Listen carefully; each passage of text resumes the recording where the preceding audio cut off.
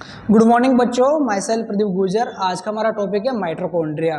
Mitochondria पढ़ने से पहले हमारे बात करते हैं पर हमारी बॉडी का फॉर्मेशन किससे होता है? सेल से होता है। यानी कि सेल हमारी बॉडी की स्ट्रक्चरल एंड फंक्शनल यूनिट है और सेल के अंदर बहुत सारे छोटे छोटे सेल ऑर्गेनेलिज होते हैं। तो माइटोकॉन्ड्रिया क्या है? हमारा एक सेल ऑर्गेनेलिज है। माइटोकॉन्ड्रिया पढ़ने से पहले माइटोकॉन्ड्रिया का काम क्या है? एनर्जी प्रोडक्शन करना। और हम कोई भी काम करते हैं, जैसे अपन डांस करते हैं, खेलते हैं, कूदते हैं, जो भी काम करते हैं अपन, और भी बहुत सारे काम करते हैं। हर काम, हर एक्टिविटी करने के लिए अपन को क्या चाहिए? एनर्जी चाहिए। और माइटोकॉन्ड्रिया का मेन फंक्शन क्या है? एनर्जी प्रोडक्शन करना। जो सेल होती है, सेल की 90% एनर्जी का प्रोडक्शन कौन करता है? हमारा माइटोकॉन्ड्रिया करता है। और सेल से एनर्जी हमको मिलती है और उस एनर्जी की हेल्प से हम डेली लाइफ की बहुत सारी एक्टिविटीज कर पाते हैं। तो आज हम बात करेंगे माइटोकॉन्ड्रिया के ऊपर। माइटोकॉन्ड्रिया पढ़ने से पहले माइटोकॉन्ड्रिया एक ग्रीक लैंग्वेज का वर्ड है। किस लैंग्वेज का? ग्रीक लैंग्वेज का। अब माइटोकॉन्ड्रिया को हम 2 पार्ट में डिवाइड करके पढ़ेंगे। बायोलॉजी में कोई भी चीज पढ़ने से कोई भी बहुत सारे मैक्सिमम ऐसे टर्म्स होते हैं जिनको हम ब्रेक डाउन करके पढ़ सकते हैं। अगर उनको अपन ब्रेक डाउन करके पढ़ेंगे तो हमको उनका मीन्स मतलब उनका मतलब पता चल सकता है। जैसे हम माइटोकॉन्ड्रिया को ब्रेक डाउन करते हैं, माइटो एंड कॉन्ड्रिया। माइटो का मतलब होता है थ्रीड थ्रीड एंड बच्चों कॉन्ड्रिया का मतलब होता है ग्रेन्यूल ग्रेन्यूल। तो माइटोकॉन्ड्रिया कैसा है? Granule like structuring. और इसके अंदर क्या प्रेजेंट्स है? ऐसे ऐसे ऐसे ऐसे थ्रीड्स प्रेजेंट्स है। तो माइटोकॉन्ड्रिया स्ट्रक्चर कैसे होगी? ग्रेन्यूल लाइक, एंड उसके अंदर क्या प्रेजेंट्स है? थ्रीड प्रेजेंट्स है। बच्चों, सबसे पहले माइटोकॉन्ड्रिया को किसने देखा था? अल्टमान ने देखा था। साइंटिस्ट का नाम क्या था? अल्टमान। तो फर्स्ट सीन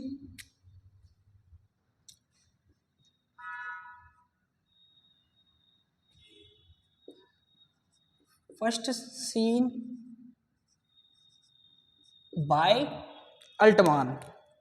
किसने देखा था बच्चों? अल्टमान ने। सबसे पहले माइटोकॉन्ड्रिया को अल्टमान ने देखा और क्या नाम दिया? इन्होंने नाम दिया था बायोब्लास्ट। क्या नाम दिया? बायोब्लास्ट। इसके बाद एक साइंटिस्ट आए बच्चों, कोलिगर नाम के। उन्होंने इसके बारे में बहुत अच्छे से एक्सप्लेनेशन दी और उन्होंने बताया कि एक दिन वो अपने रूम में ऐसे ऐसे घूम रहे थे। घूमते घूमते उनको एक इंसेक्ट नजर आया। क्या नजर आया? इंसेक्ट नजर आया। इंसेक्ट को उन्होंने पकड़ा, पकड़ के उसकी लेग निकाल ली। लेग निकाल के उसकी लेग को क्या किया? उन्होंने इलेक्ट्रॉन माइक्रोस्कोप के नीचे रखा और उसको देखा। देखने पे उनको क्या दिखाई दिया? लेग के अंदर क्या होता है? मैक्सिमम हमारी लेग जो बनी होती है मसल्स सेल से बनी होती है। और जब उन्होंने इलेक्ट्रॉन माइक्रोस्कोप के अंदर देखा तो उनको मसल सेल नजर आए और मसल सेल के अंदर नजर आया अपना माइटोकॉन्ड्रिया। और उन्होंने फिर उसको एक नाम दिया। क्या नाम दिया था? सार्कोसोम नाम दिया। तो माइटोकॉन्ड्रिया को एक्सप्लेन किसने किया? Explain by Kolliker. किसने किया बच्चों?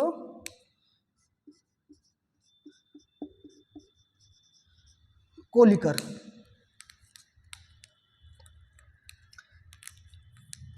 इन्होंने कहाँ देखा था इसको? इन मसल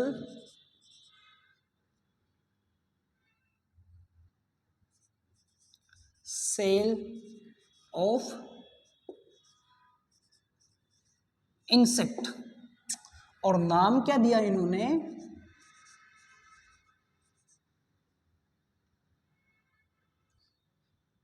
सार्कोसोम। इसके बाद अब माइटोकॉन्ड्रिया को माइटोकॉन्ड्रिया किसने कहा था सबसे पहले? सी बेंडा ने कहा। किसने कहा था बच्चों? सी बेंडा ने। इसको लिख लेते हैं अपन। Name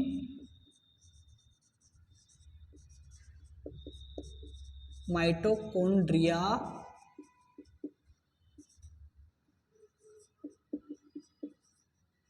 given by C Benda. अब देखो बच्चों, आपने 7 क्लास में भी सेल वाला चैप्टर पढ़ा होगा, वहाँ पर भी माइटोकॉन्ड्रिया के बारे में पढ़ा होगा।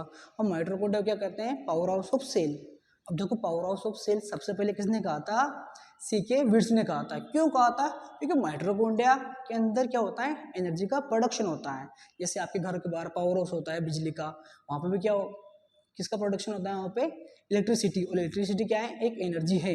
इसी तरह हमारे सेल के अंदर माइटोकॉन्ड्रिया प्रेजेंट होता है, और सेल के अंदर माइटोकॉन्ड्रिया क्या करता है? एनर्जी का प्रोडक्शन करता है। इसीलिए इसको पावर हाउस ऑफ सेल कहते हैं। और सबसे पहले किसने कहा था बच्चों? सीके विर्ट्ज ने कहा था। लिख लेते हैं इसको।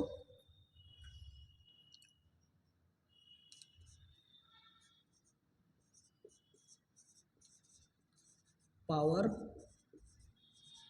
House of cell was called by, किसने कहा था बच्चों? सीके विर्ट्ज ने।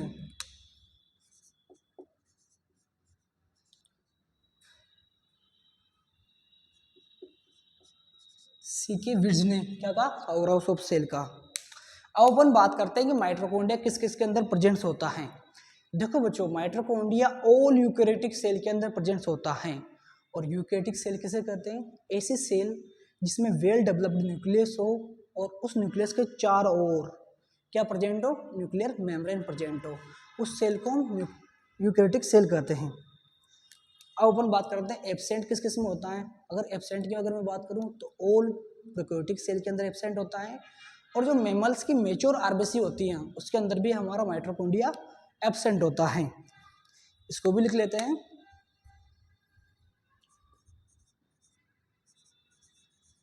Present in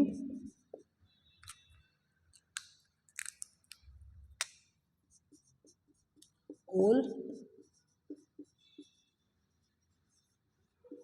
eukaryotic cell.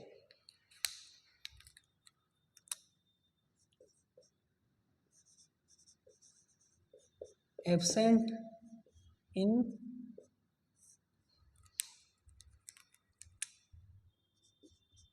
all prokaryotic cell and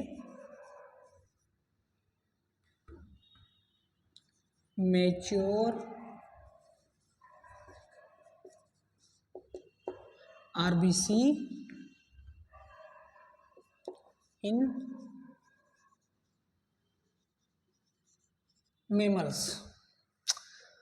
RBC की फुल फॉर्म होती है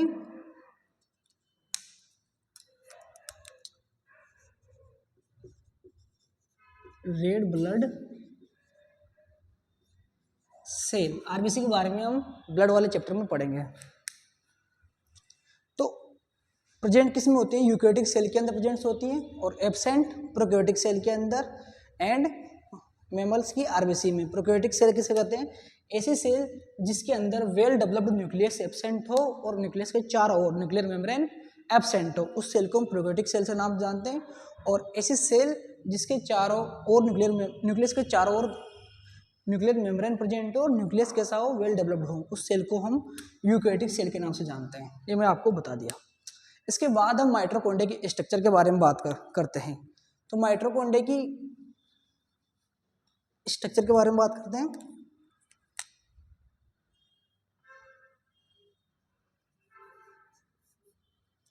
स्ट्रक्चर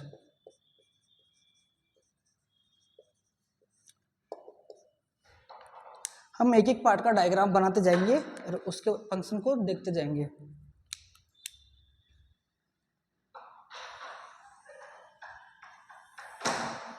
ये माइटोकॉन्ड्रिया की आउटर मोस्ट मेम्ब्रेन है।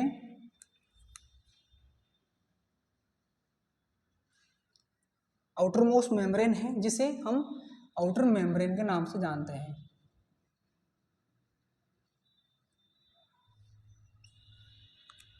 जो कैसी होती है? परमेबल होती है।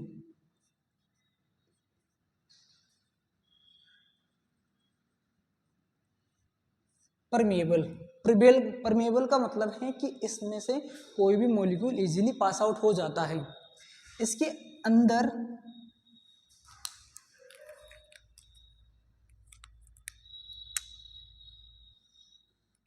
एक मेम्ब्रेन प्रेजेंट होती है और इस मेम्ब्रेन पर फोल्ड्स लाइक स्ट्रक्चर होती है।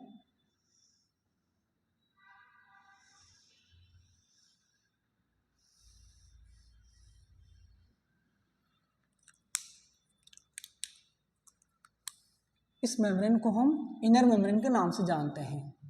इनर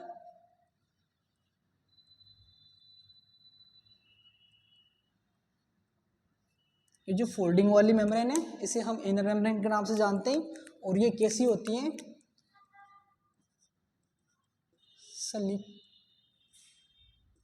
सेलेक्टिवली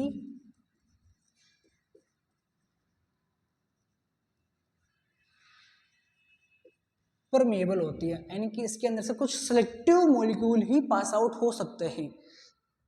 ये जो इनर मेम्ब्रेन है इसके ऊपर जो इनफोल्डिंग होती है, ये फिंगर लाइक इनफोल्डिंग है, ये फिंगर लाइक इनफोल्डिंग है। इस इनफोल्डिंग को हम किस नाम से जानते हैं बच्चों? क्रिस्टी के नाम से जानते हैं।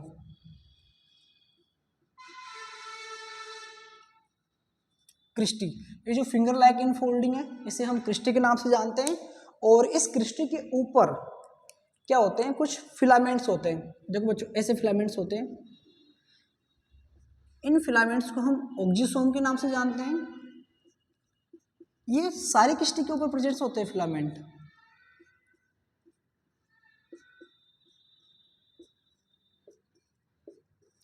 इन फिलामेंट्स को हम किस नाम से जानते हैं?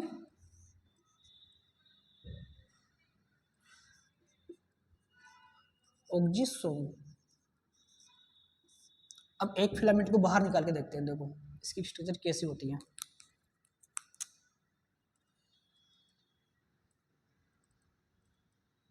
एक फिलामेंट का हेड है, ये बेस है, बेस वाले को F0 बोलते हैं और इसे F1। ये जो ऑक्जिसोम है इसे एक और नाम से जानते हैं हम F0 F1 फिलामेंट के नाम से जानते हैं। देखो बच्चों, जो इनर मेम्ब्रेन है, इनर मेम्ब्रेन के ऊपर क्या प्रेजेंट है? हमारे क्रिस्टी के ऊपर क्या प्रेजेंट है?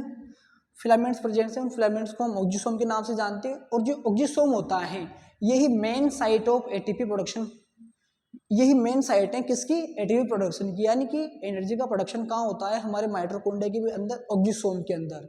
ओलंपियाड के अंदर बहुत से बार क्वेश्चन आ जाता है कि माइटोकॉन्ड्रिया के अंदर एनर्जी का प्रोडक्शन कहाँ होता है? तो कहाँ होता है बच्चों? ऑक्जिसोम के अंदर। अगर ऑक्जिसोम ऑप्शन में ना हो तो क्रिस्टी लगा देना, और क्रिस्टी भी ऑप्शन में ना हो तो आप इनर मेम्ब्रेन लगा सकते हो आंसर में। ठीक है बच्चों, तो ऑक्जिसोम क्या है? Main site of ATP production. अब जो ये बच्चों इनर मेम्ब्रेन से जो सराउंडेड एरिया है, ये अंदर वाला, इसको हम मैट्रिक्स के नाम से जानते हैं। ये जो इनर मेम्ब्रेन के अंदर का जो एरिया है सराउंडेड, इसे किस नाम से जानते हैं? मैट्रिक्स के नाम से जानते हैं।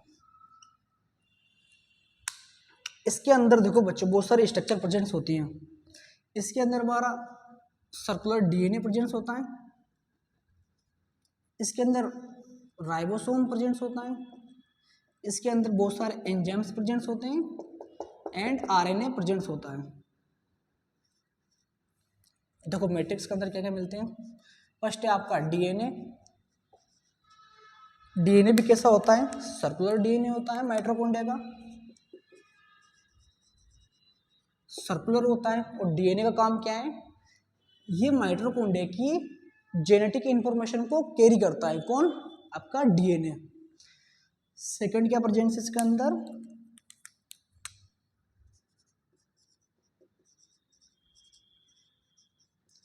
राइबोसोम।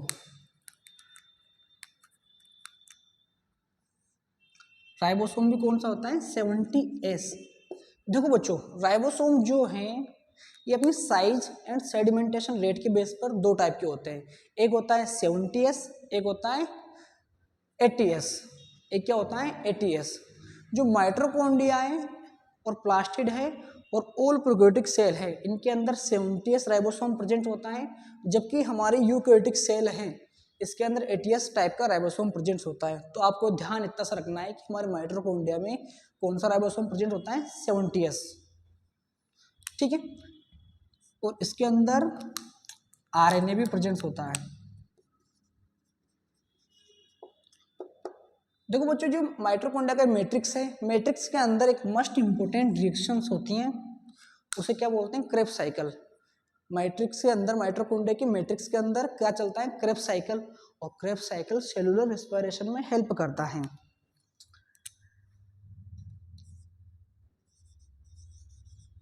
क्रेब साइकिल किस में हेल्प करता है, ये सेलुलर रेस्पिरेशन में।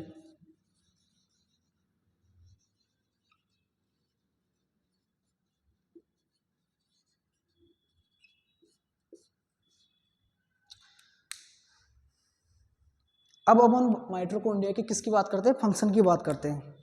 ये स्ट्रक्चर की बात हो गई, अब फंक्शन की बात करते हैं माइटोकॉन्ड्रिया की।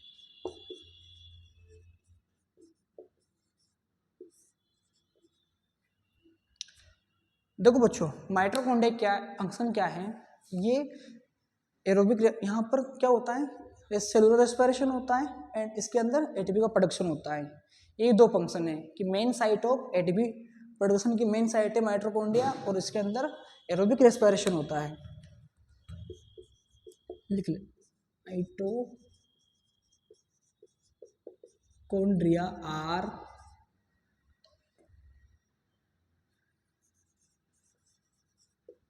Main site of ATP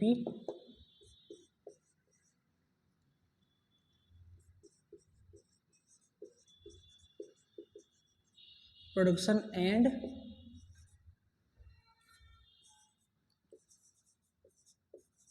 aerobic